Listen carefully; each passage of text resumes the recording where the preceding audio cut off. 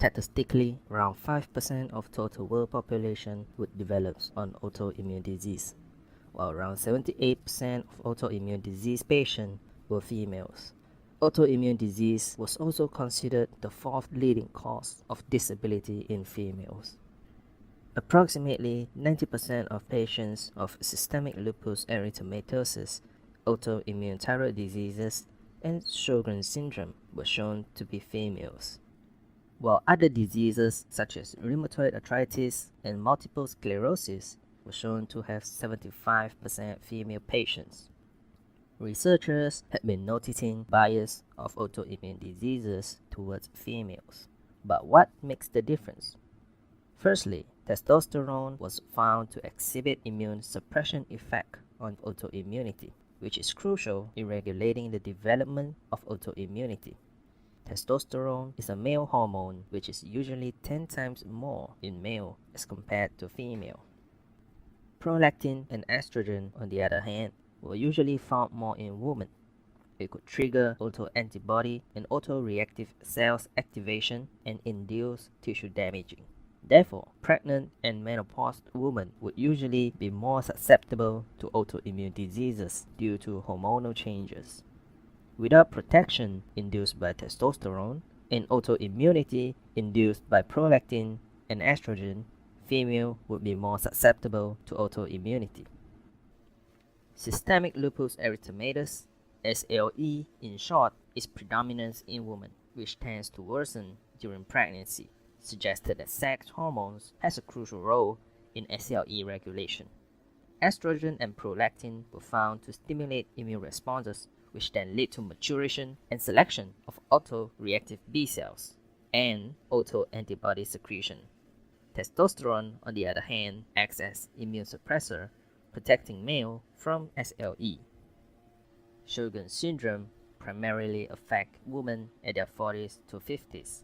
Prolactin and estrogen was found to have no effect on the disease development, while testosterone shows properties of protective effect towards the disease.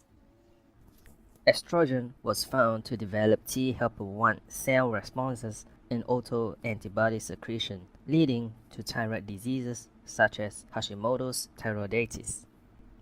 Rheumatoid arthritis has slightly lower predominance as compared to the other previous autoimmune diseases.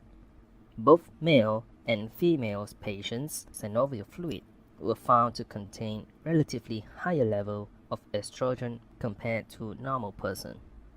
Estrogen activates macrophage and fibroblast proliferation in synovial fluid, while testosterone has anti-inflammatory effect on rheumatoid arthritis. Sclerosis were found to dominate in late pregnancy due to hormonal changes. Estrogen were found to induce fibroblast dysfunction and other tissue dysfunction, which would then lead to disease symptoms. X chromosome were also found to play a role in autoimmunity predominance. Normal female contains 2 X chromosomes, while male contains 1 X and 1 Y chromosomes.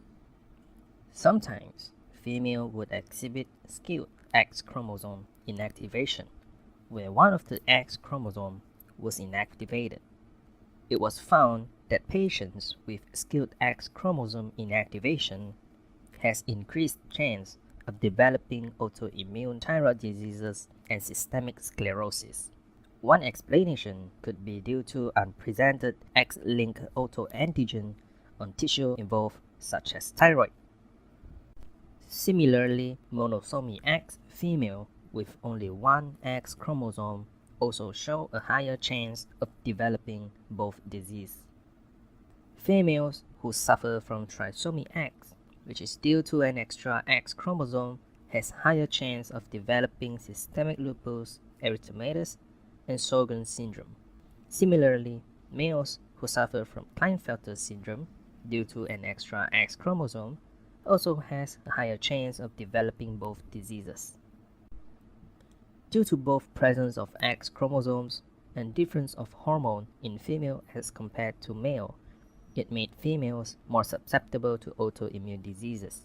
But on the other hand, females also has naturally higher expression of immunity and less prone to cancer as compared to male, thanks to the immune activating hormones.